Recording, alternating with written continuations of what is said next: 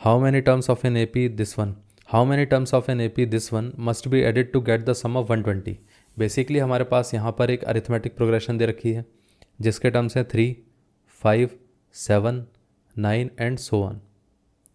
अब इसमें कहा गया है कि कितने टर्म्स इसके ऐड किए जाएं ताकि उसका जो टोटल सम आता है वो 120 आ जाए।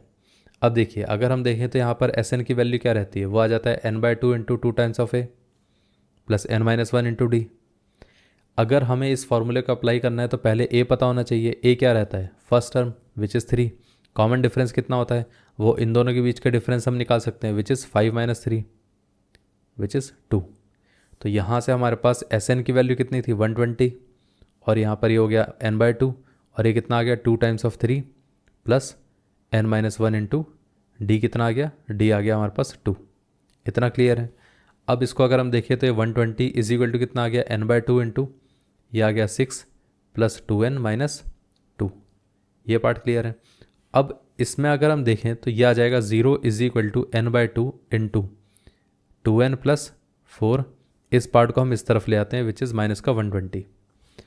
पूरी इक्वेशन को 2 से डिवाइड करेंगे तो कितना आ जाएगा n into n plus 2 minus 120। तो यहाँ पर हमारे पास इक्वेशन आती है n² plus 2n minus 120 is equal to 0।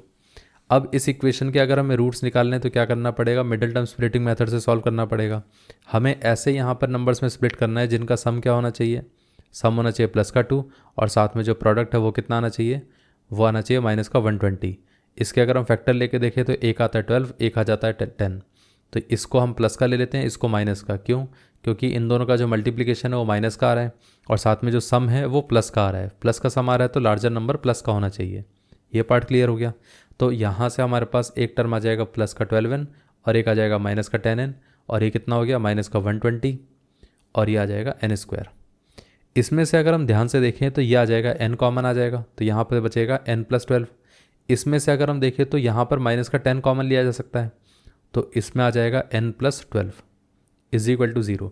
पूरे में से n प्लस 12 को हम कॉमन ले सकते हैं तो बचेगा इधर से n और यहाँ से 10 इज इक्वल टू 0।